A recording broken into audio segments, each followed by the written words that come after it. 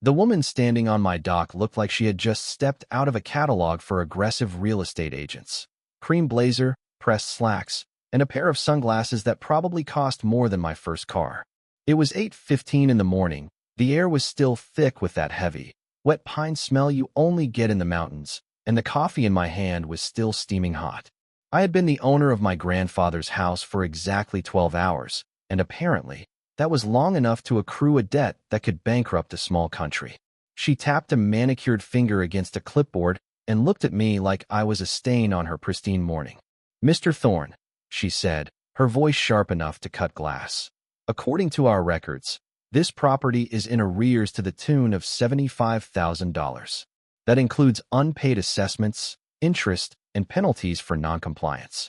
If we don't receive a certified check within 48 hours, the association will move to file a lien against the deed."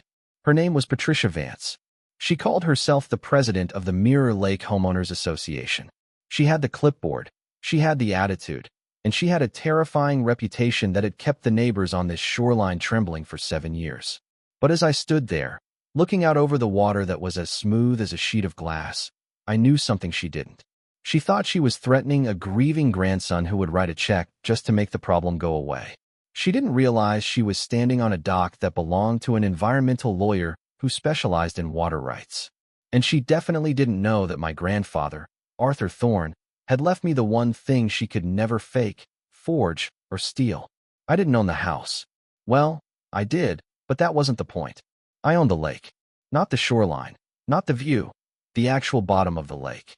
Parcel 14B, 15 acres of submerged land, and every single drop of water sitting on top of it. Patricia Vance didn't know it yet, but she was trespassing on my property, and her little empire was about to come crashing down. To understand why I was ready to go to war at 8 a.m. on a Tuesday, you have to understand the last 2 years of my life.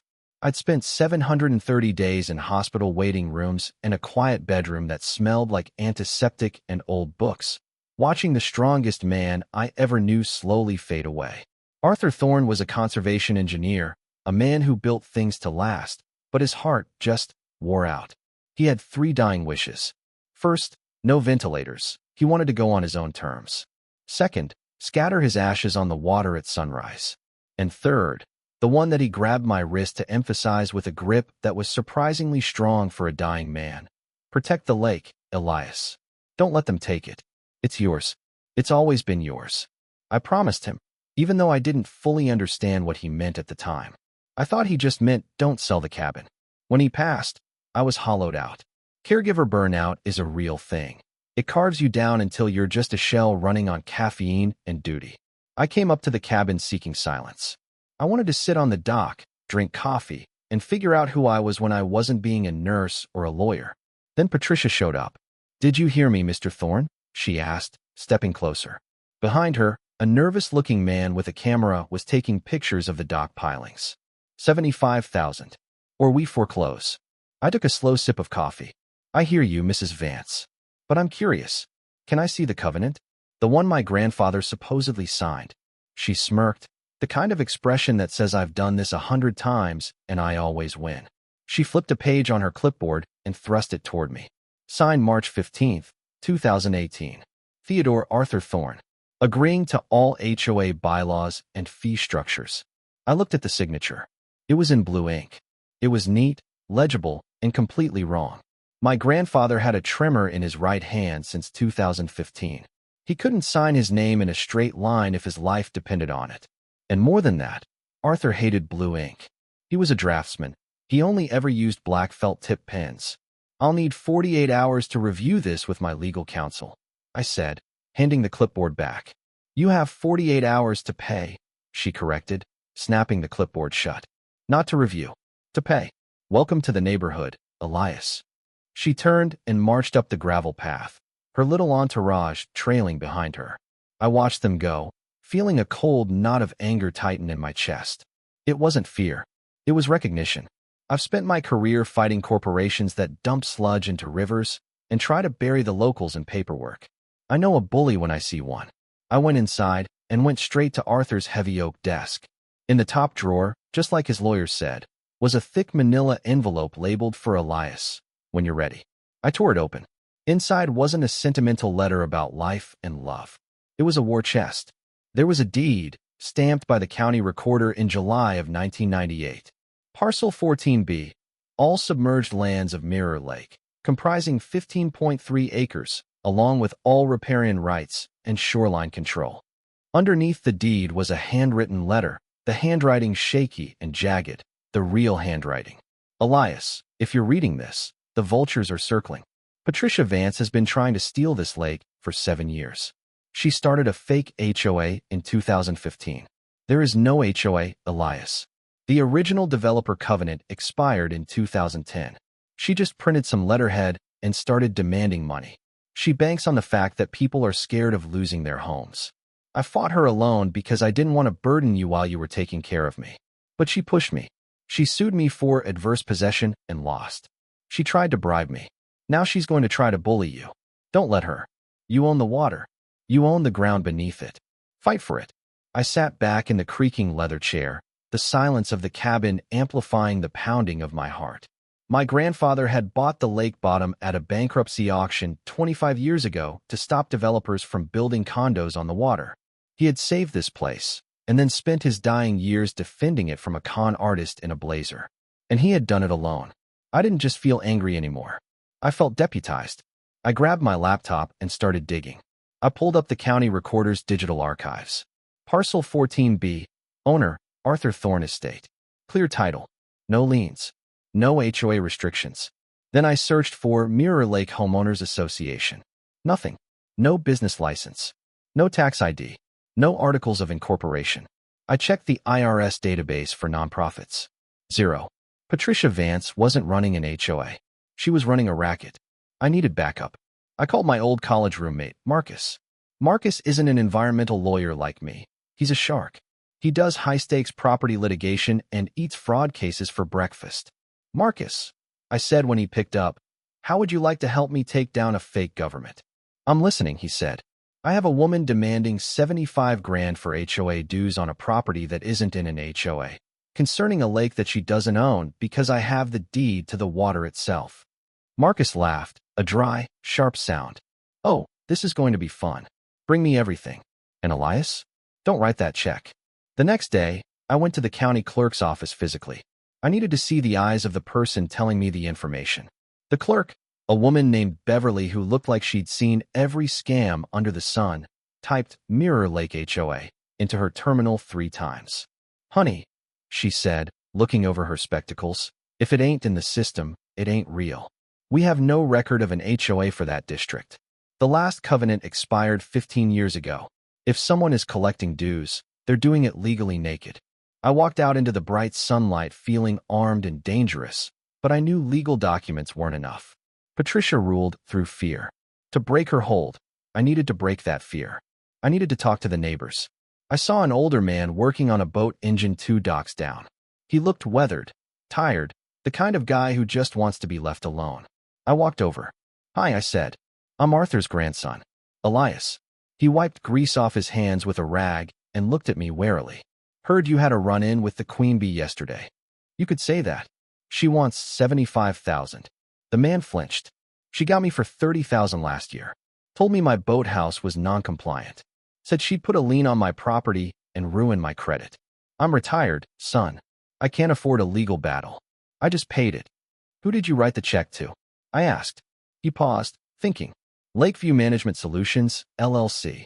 There it was. Not an HOA account. A private LLC. Sir, I said, what if I told you there is no HOA?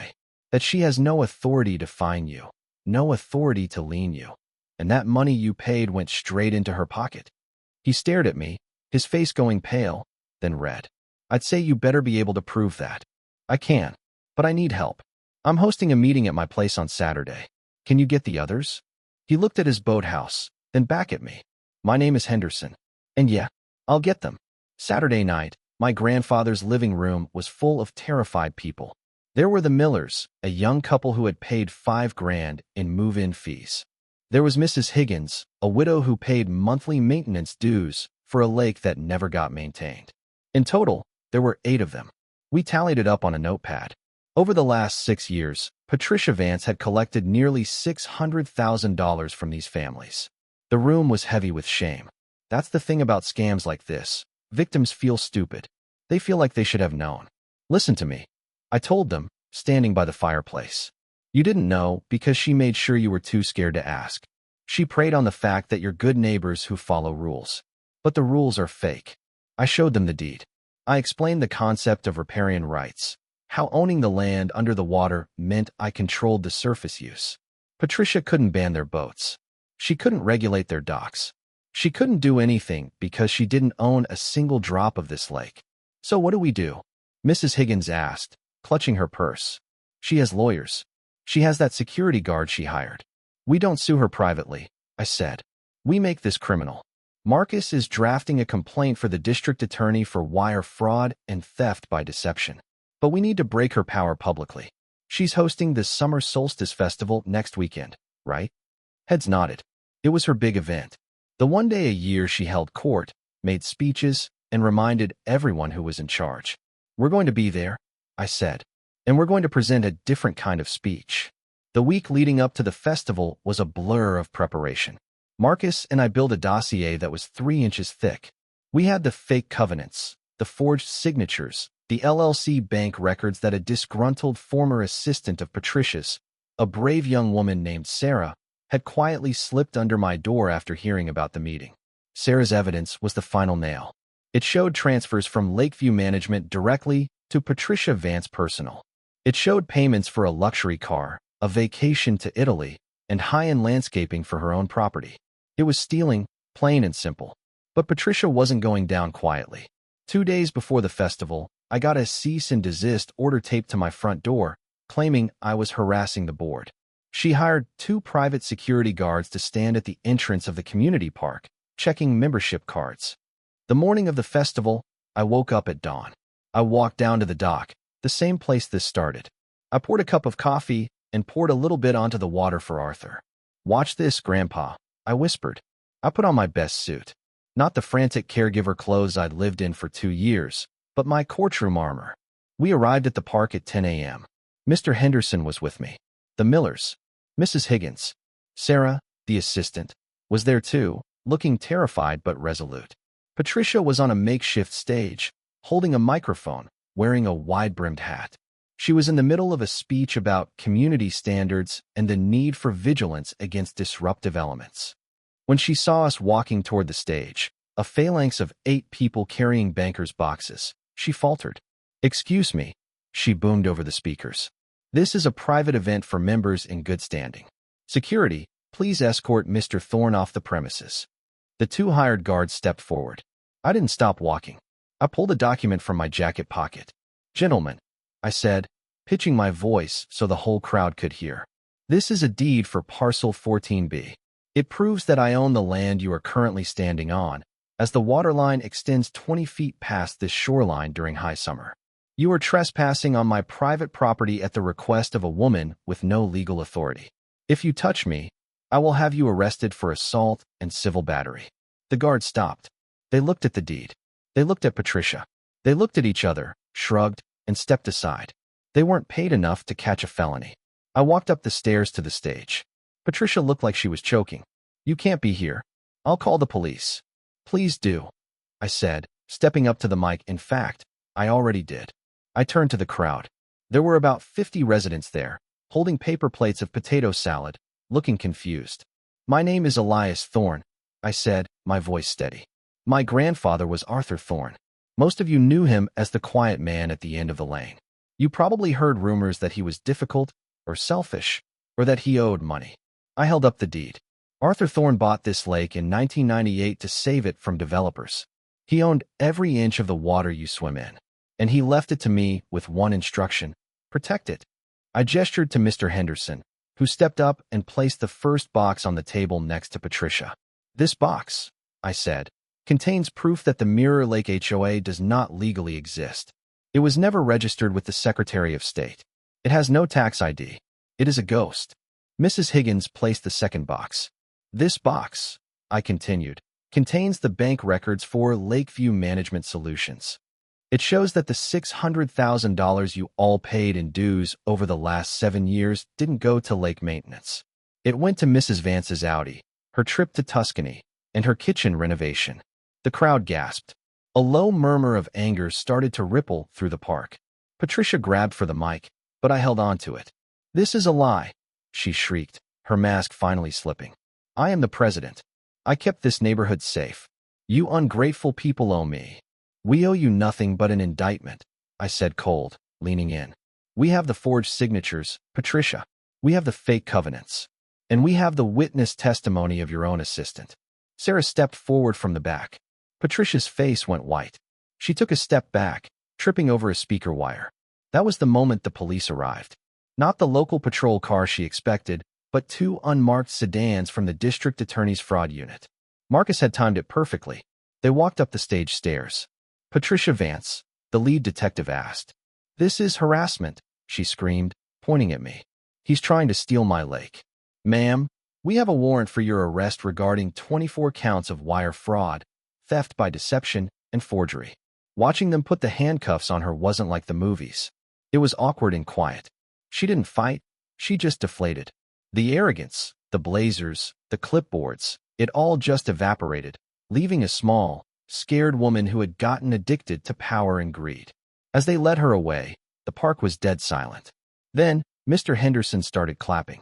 Just a slow, steady clap. Then the Millers joined in. Then the whole crowd. It wasn't a cheer of victory, it was the sound of relief. It was the sound of a heavy weight being lifted off 50 pairs of shoulders. The aftermath was messy, as these things always are. The legal proceedings took months. Patricia pleaded guilty to avoid a 20-year sentence. She got 5 years in state prison and was ordered to pay restitution, which meant seizing and selling her house. But the real change happened on the lake. With the fake HOA gone, the fear evaporated. People started waving to each other again. The no trespassing signs came down. I kept my promise to Arthur. I didn't sell the lake rights. Instead, I established a legitimate, voluntary trust, not an HOA, but a conservation fund. Neighbors could donate if they wanted to help with water testing or stocking fish, but nobody was forced and nobody was fined. 6 months after the festival, on a crisp autumn morning, I walked down to the dock with a small urn. The mist was rising off the water, just like it had been on that first day. Mr. Henderson was there, and Sarah, and Marcus. I opened the urn and let the gray ash drift down onto the surface of the water. It swirled for a moment, then slowly sank into the depths of parcel 14B. "You did it, Grandpa," I whispered. "It's safe." I looked out at the water, and for the first time in 2 years, I didn't feel the crushing weight of grief. I felt peace. I felt the crisp air in my lungs. I saw a fish jump near the reeds. Owning the lake wasn't about power. It wasn't about controlling who could swim or who could dock a boat. It was about ensuring that nobody else could ever use it as a weapon. As I walked back up the path to the cabin, I saw the new family moving into Patricia's old house. They had kids and a dog, and they were laughing as they unpacked boxes. They didn't know the history.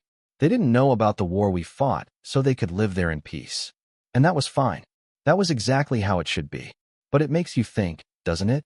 How many of us are paying fees we don't owe, following rules that aren't real, just because someone with a clipboard told us to? It's amazing what happens when you stop being afraid and start checking the paperwork.